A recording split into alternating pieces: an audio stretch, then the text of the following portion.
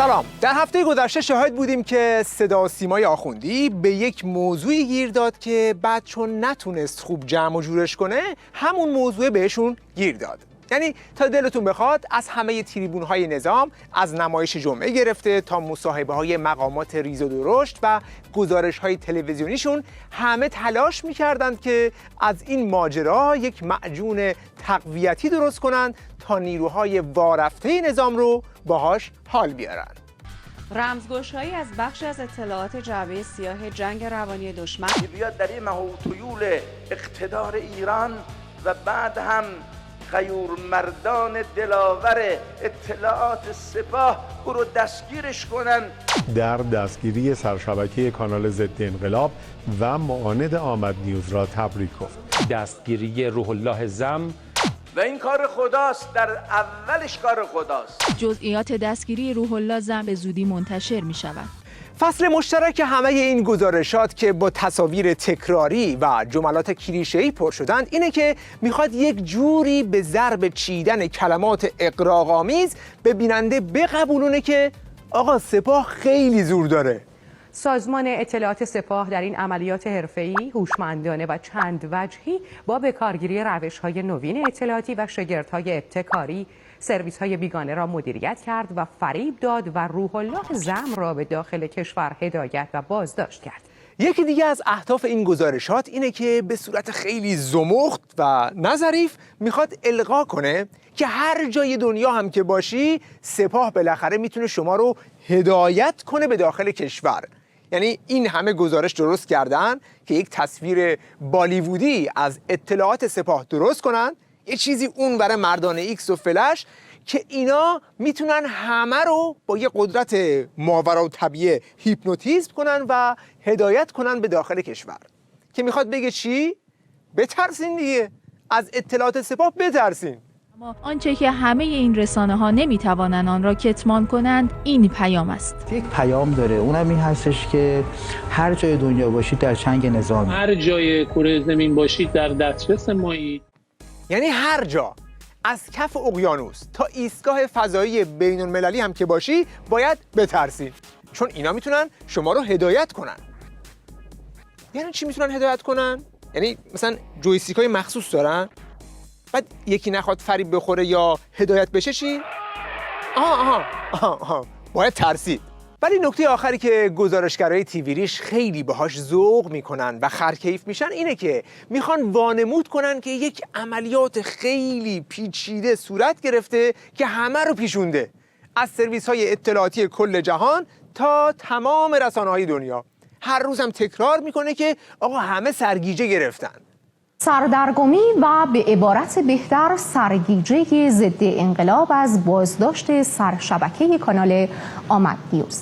و دسته آخر باز اعتراف میکنن که هیچی نمیدونن، هیچی. واقعا هیچ کدوم از ما هنوز دقیق نمیدونیم چه اتفاقی افتاده. شاید ماها و حتی سالها طول بکشه که دقیقا متوجه بشیم که چه اتفاقی برای آقای زم افتاده.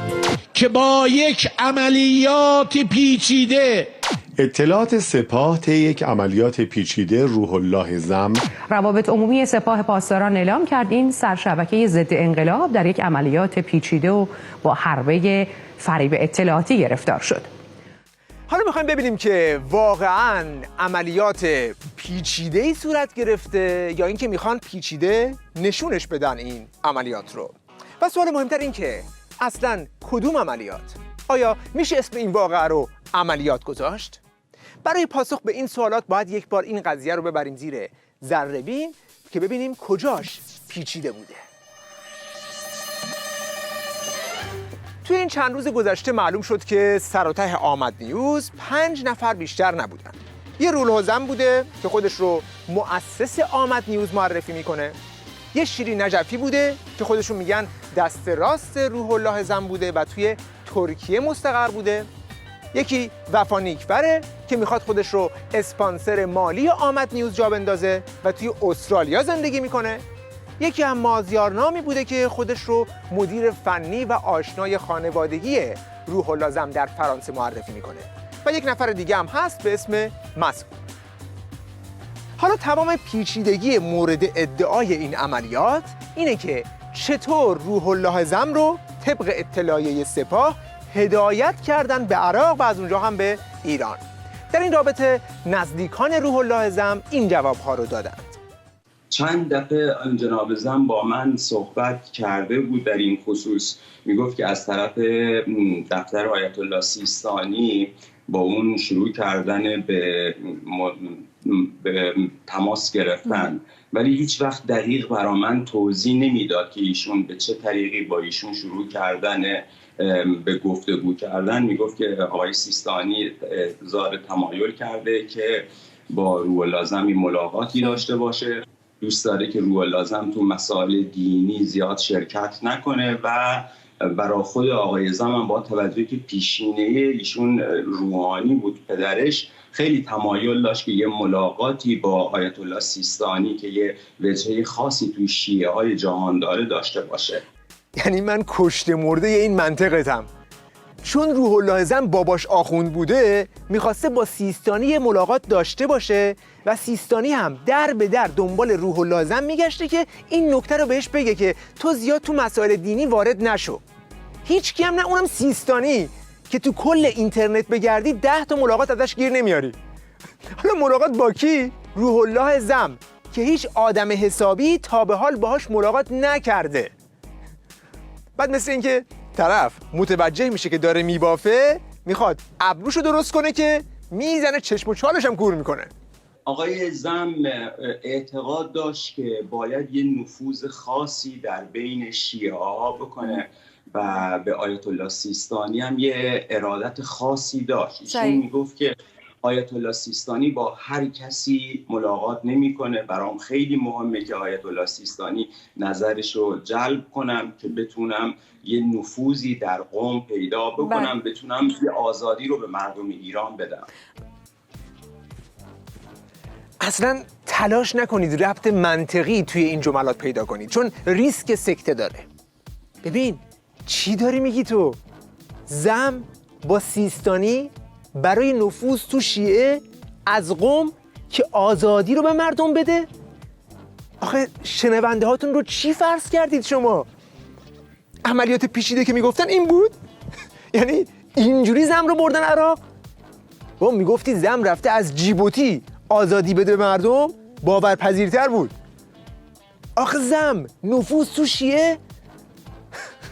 خب حرفا که حتما شوخیه، حتما داره شوخی میکنه. این برنامه‌شون کمدی نبود؟ نه داره جدی میگه. خب باشه بگذاریم. حالا روایت دیگه برای هدایت زم اینه که اون دست راستیه یک عکس فرستاد برای زم که دیگه باقی ماجرا رو خودتون بشنوید. خب یه تصویر به شما نشون میده اون شب روح الله به شما از اتاق خواب شیرین. ببینین نمیدونم از تو اتاق خواب شیرین بود یا چیزی، یک دفعه در لپتاپش رو تا ته واز کرد و اینو ببین مازیار 500 یورویی خشک بود و یک چیزی حدود 15 میلیون یورو 500 یورویی خشک در واقع عکس گرفته بودن و شیرین فرستاد تو واتساپ روی کامپیوتر روح الله. 15 میلیون یورو؟ تو چجوری اینو تو اون عکس شمردی؟ میدونی 15 میلیون با اسکناس 500 یورویی چند تا میشه؟ یعنی 30,000 قطعه اسکناس. بعد چجوری با یه همچین عکسی تو این رو باور کردی؟ این عکس‌ها رو هم خودشون منتشر کردن ها. حالا این عکس‌ها رو دید بعد چی شد؟ و رولا اینو نشون من داد، گفت مازیار بودجه آمد نیوز هم خدا رو شکر رسید. حالا شیرین میگفت رولا باید بیاتش اینجا، چون من با پاسپورت جعلی وارد خاک عراق شدم، رولا باید بیاد این پولو با خودش ببره فرانسه یا بزنه به حساب خودش و باید با آیت الله سیستانی هم مصاحبه کنه هم قرارداد بنویسه. کولر روشن کن دیگه، خیلی گرم شد. ببین اصلا فرض کن هیچ کی توی اتاق نیست، دوربینم نیست، تو خودت تنها این داستان رو چطوری هضم کردی؟ اون ادمین دست راست زم که خودش یه پناهنده بوده توی ترکیه، با پاسپورت جعلی رفته بود عراق، 15 میلیون یورو از سیستانی گرفته بود، ریخته بود روی تختش، یک عکس فرستاد، گفت بیا بردار ببر چون من دستم بند غذا رو گازه. بعد تو فکر نکردی که اون ادمین دست راستیه چطوری تونست این قرارداد 15 میلیونی رو ببنده؟ ببین 15 میلیون یورو معادلات بین کشورها رو عوض میکنه. بابا رژیم آخوندی 1 سال داشت به اروپا التماس میکرد که با این سکس 18 میلیون یورو اعتبار بهش بدن که آخرش هم ندادن. بعد روح الله زم میخواست بره عراق یه امضا بزنه 15 میلیون یورو رو بریزه توی گونی برداره بیاره. آخه کرم خاکی با یک سلول عصبی هم اگر میخواست سناریو بنویسه از این باورپذیرتر مینوشت والا. بعد سناریوی پیچیده‌تون این بود؟ آخه این کجاش پیچیده است؟ این چرته؟ چون با این حرفا که بچه‌رم نمیشه گول زد. مثلا به کدوم پناهنده‌ای بگن پاشو برو توی عراق 8 شعبی 15 میلیون یورو بهت میدن پاشو بره عراق؟ اونم کی؟ درست تو همون روزهایی که مردم عراق ریختن توی خیابونا دارن شعار ایران بره بره میدن و توی خیابون به رگبار میمندنشون. بعد قبل از اربعین سیستانی میاد با تو ملاقات کنه؟ بعد اون بلیط هواپیمای عراق رو کی برات گرفت؟ ببینید بلیط آقای زم از طریق همون کسایی که ما رو دعوت کرده بودن تهیه شد و یکی از دوستان ما که من یعنی اینکه مسئول جایی بود که به اصطلاح اون جایی که من در منزلشون بودم رفته بودن اون بلیط رو از اون دوستانی که با آقای زم صحبت کرده بودن با آقای زم رو دعوت کرده بودن این بلیط رو دریافت کرده بودن و همچنین همون دوستان هم برای آقای زم فرستاده بودن. به من هم گفتم من ببینم این بلیط رو تاریخ رفت برگشت که من اینا رو مطمئن بشم که آقای زم گفتم بله این بلیط به دست خودشون هم رسیده. تازه بلیط هم اونا براش گرفتن. آخه ببین تو عقل نکردی داری میری عراق، حداقل از اربیل میرفتی، تو یک زمان دیگه میرفتی، حتی توی همون زمان که اونا گفتن از همون مسیری هم که اونا گفتن رفتی. تنها نتیجه ای که میشه از این سناریو پردازی های آبدوخیاری گرفت اینه که رفتن روح الله زم به عراق نه سناریوی پیچیده‌ای داشته و نه فریبی در کار بوده، بلکه تنها دلیل این بوده که خود زم میخواسته بره عراق چون خودش بخشی از سناریو بوده. کلید فهم ماجرا همینه که روح الله زم خودش بخشی از این نمایش سپاه بوده. آخه اگر غیر از این بود نمیشه که این یه روزه چک نخورده سر از تلویزیون در بیاره و همه رو لو بده و ابراز پشیمونی کنه. روح الله زم هستم، مؤسس رسانه آمد نیوز. از اتفاقاتی که تو 3-4 سال اخیر افتاده پشیمونم. چند تایی خبر فرستاد و فکر کنم 4 تا 5 تا یادم نیست دقیقا خبر فرستاد و برای پول از طریق صرافی فرستادم. چقدرم لاغر شده تفلکی. بازداشتی کی بودی تو؟ آخه ناسلامتی تو تا چند وقت پیش ادعای رهبر جنبش بودن داشتی. شما رو دست کمی گرفتی ها. من رهبر جنبش 96 خود پهلوینا شهبانو اینا همه چیز دارن که میگن این رهبر جنبش دیما. کی؟ اینا قبول دارن خودشون. خود همین پهلوینا. کی تو؟ امروز باشون صحبت کردن گفتن این طرفا گفتن اون موقع که بهشون گفتن موقع شما نبودین و تعطیلات بدین این داشته جنبش دیما رو رهبری میکرده. قبول دارن خودشون. آخه این ادعاها رو باور کنیم یا این لم دادن روی مبل اطلاعات رو؟ عملیات پیچیده هوشمندانه چند لایه ترکیبی سپاه رو باور کنیم یا نمایش باسمه دوزاری رو؟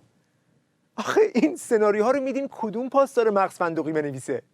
فرمانده سپاه پاسداران در پیامی این عملیات رو نشونه سیطره اطلاعاتی سپاه بر نظام‌های اطلاعاتی عنکبوتی دشمن دونسته. سردار سلامی این عملیات رو عملیاتی حرفه‌ای و اطلاعاتی در تراز جهانی دونست. البته از این عملیات‌های حرفه‌ای و اطلاعاتی قبلا هم داشتن، مثل انفجار در حرم امام رضا که می‌خواستن بچسبونن به مجاهدین ولی بعدش اعتراف کردن که کار خودشون بوده، یا قتل‌های زنجیره‌ای که خیلی زود معلوم شد که کار سربازان گمنام بوده و به خاطرش سعید امامی رو آرسینیک خور کردن. حالا ببینیم که این بار چقدر طول میکشه اعتراف کنن که اینم نفر خودشون بوده. اگه بخوایم سابقه فعالیت زم رو بررسی کنیم باید برگردیم به سال 88 و فعالیتش در ستاد انتخاباتی موسوی. من یادم سال 88 من اون موقع دانشجو بودم، توی تالار حجاب روح زم اونجا حضور داشت و جزء ستاد آقای موسوی بودن. بعد توی سال 88 دستگیر میشه و اونجا اولین بار با اطلاعات و احتمالاً با همین مبل سر و کار پیدا میکنه. بعد در حال سپری کردن دوران محکومیتش بوده که ناگهان در حین یک مرخصی از کشور به شکل مرموزی خارج میشه و سر از مالزی در میاره و از اونجا هم با یه پرواز دیگه میرسه به پاریس. به همین سادگی. چقدر این سناریو آشنا به نظر میرسه، ولی یکم بوی هدایت شدگی میده. انگار که خروجش از ایران هم مثل ورودش هدایت شده بوده. حالا میره پاریس که چی کار کنه؟ شکار جعبه سیاه جنگ روانی دشمن. اون چیزی که اینجا تحت عنوان جعبه سیاه جنگ روانی دشمن ازش یاد میشه، یعنی همون کانال آمد نیوز، در واقع از همون ابتدا یک جعبه پارازیت اطلاعات خود نظام بوده که هر نوع فعالیت اصیل براندازی رو مخدوش کنه. چرا؟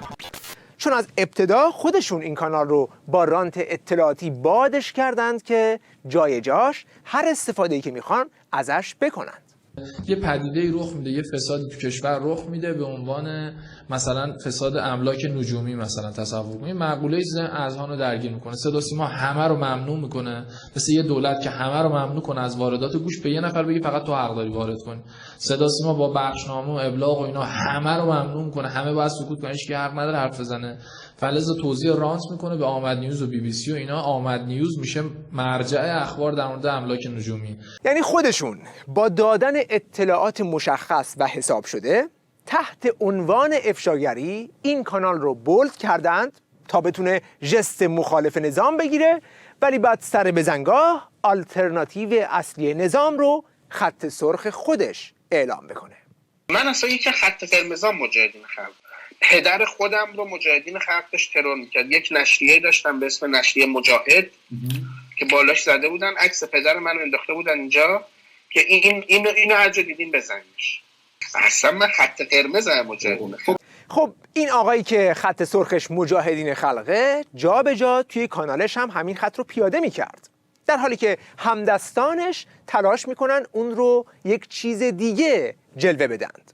آقای زم وابسته به هیچ نهاد امنیتی جمهوری اسلامی نبودن. هدف آقای زم این بوده که بخوان افشاگری از وزارت اطلاعات گرفته تا سپاه پاسداران تا همچنین مقامات عالی جمهوری اسلامی بخوان افشاگری بکنن. خب اگر کسی هدفش افشاگری علیه سپاه و اطلاعات و مقامات نظامه، پس این پست ها رو برای چی توی کانالش میگذاشت؟ سازمان مجاهدین نزد مردم ایران منفور است، جان جدتان دست از سر این مردم بردارید. که منظورش اینه که دست از سر نظام بردارید، چون این حرف مال کیه؟ درست در بحبوحه قیامهای تهران و کازرون در خرداد 97 که قیام داشت بالا میگرفت. پس هدفش افشاگری علیه نظام بوده. بله، ادامه میدیم. در این یکی پست هم بعد از کلی توضیحات راجع به مجاهدین میگه پنهان نمی کنم که جمهوری اسلامی با همه معایبش از آنها خیلی بهتر است. به به، عجب افشاگری. پس فهمیدیم که نظام آخوندی فقط چند تا عیب داره ولی از مجاهدین بهتره. یا در این پست هم مشاهده میکنیم که حتی خبررسانی مجاهدین از قیام هم از نظر ایشون یک خیانت نابخشودنی محسوب میشده. خب پس معنای افشاگری علیه مقامات نظام رو هم فهمیدیم.